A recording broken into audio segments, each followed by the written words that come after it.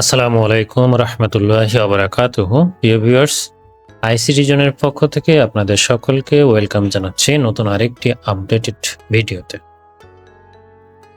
ইএফটির কার্যক্রম চলমান রয়েছে মাদ্রাসা শিক্ষা অধিদপ্তরের অধীনে এবং ইএফটি কার্যক্রমের ক্ষেত্রে আমাদের শিক্ষক কর্মচারীর ভিতরে একটা হাইপ উঠেছে যে সকল শিক্ষক কর্মচারীগণের এসএসসি বা দাখিল সনদ বাংলা রয়েছে সেগুলো ইংরেজি করার জন্য বাস্তবিক অর্থে বাংলা থেকে ইংরেজি করা লাগবে এমন কোনো নোটিশ কিন্তু মাদ্রাসা শিক্ষা অধিদপ্তর থেকে দেওয়া হয়নি। আমরা যদি ইএফটির নোটিশটি দেখি তাহলে এখানে কিন্তু কোনো জায়গায় লেখা নাই যে আপনার বাংলা সনদটি ইংরেজি করতে হবে। আরেকটি গুরুত্বপূর্ণ তথ্য আপনাদেরকে দেই, বাংলা থেকে যদি ইংরেজি না করলে বেতন ভাতা যদি বন্ধ হয়ে থাকে সেক্ষেত্রে মাদ্রাসায় কর্মরত যে সমস্ত কর্মচারীগণ রয়েছেন যাদের অষ্টম শ্রেণী পাশের সনদ রয়েছে একেবারে ছাড়পত্র আকারে হাতে লেখা, সেই সকল কর্মচারীগণের অবস্থা কেমন হবে। এবং আমরা বিগত দিনে দেখেছি স্কুল কলেজের ইএফটির ক্ষেত্রে সনদের ক্ষেত্রে কোনো জটিলতা সৃষ্টি হয়নি, অর্থাৎ যাদের সনদ বাংলা রয়েছে তাদের কিন্তু ইংরেজিতে রূপান্তর করার প্রয়োজন পড়েনি। সুতরাং আমিও মনে করছি যে বাংলা থেকে ইংরেজি সনদ করার যে বাধ্যবাধকতা আমরা মনে করছি অন্তত ইএফটির কারণে এই বাধ্যবাধকতাটা আসলে নাই। তবে হ্যাঁ, আপনাদের নিজস্ব স্বার্থে আপনারা এটা অবশ্যই আগেভাগে করে রাখতে পারবেন, কারণ ভবিষ্যতে এর একটা প্রয়োজনীয়তা সৃষ্টি হতে পারে। এখন আমি একটু আলোচনায় আসি যে আসলে বাংলা থেকে ইংরেজি সনদ করতে হবে কাদের। এই ব্যাপারে কিন্তু একটা নোটিশ মাদ্রাসা শিক্ষা অধিদপ্তর কিন্তু দিয়েছে। সেই নোটিশটি হচ্ছে গত 12 জুলাই 2026 খ্রিস্টাব্দে একটি নোটিশ দিয়েছে। এই নোটিশটি হচ্ছে এমপিওভুক্ত বিভিন্ন মাদ্রাসা সমূহের শিক্ষক কর্মচারীগণের নামের বানান সংশোধন এবং সনদ ইংরেজিকরণ সংক্রান্ত। আপনারা এটা একটু পড়ে দেখবেন। এর সারমর্মটা হচ্ছে অনেক শিক্ষক কর্মচারী তাদের এমপিও শিটের নামের বিভিন্ন বানান, জন্ম তারিখ ইত্যাদি সংশোধনের জন্য আবেদন করেছেন। এখন সংশোধন হতে গেলে হয়তো বা এনআইডি কার্ড এবং জাতীয় পরিচয়পত্র অথবা দাখিল অথবা সমমান পরীক্ষা সনদের মাধ্যমেই কিন্তু এই সংশোধনগুলো হয়ে থাকে।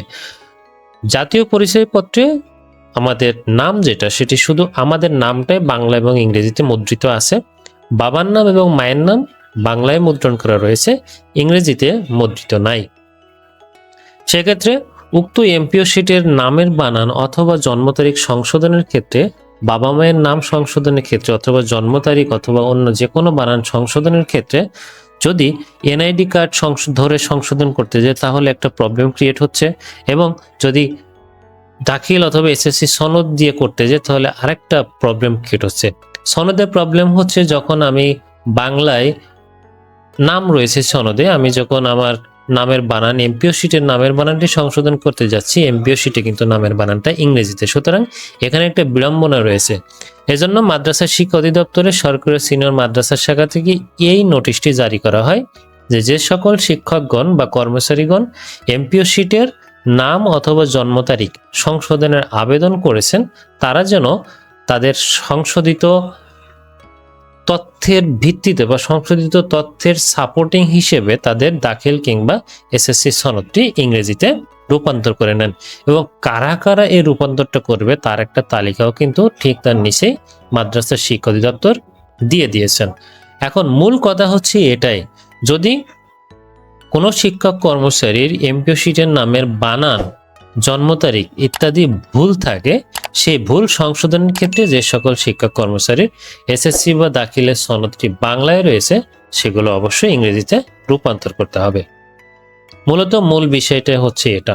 আপনারা চাইলে আপনাদের এটা সনদ সংশোধন করে নিতে পারেন, কোনো সমস্যা নয়, ভবিষ্যতে এটা কাজে লাগতে পারে। তবে আমি নিজস্ব মতামত ভাবতে পারেন, জোর গলায় বলতে পারি ইএফটি আবেদনের ক্ষেত্রে বাংলা সনদ ইংরেজি করার কোনো যৌক্তিকতা নাই।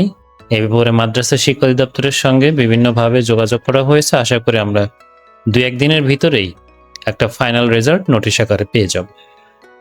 আজ এ পর্যন্তই। সকলে ভালো থাকবেন, সুস্থ থাকবেন। ভিডিওটি ভালো লাগলে লাইক, কমেন্ট, শেয়ার করে অন্যকে জানার সুযোগ করে দিবেন। আসসালামু আলাইকুম রহমতুল্লাহি ওয়া বারাকাতুহু।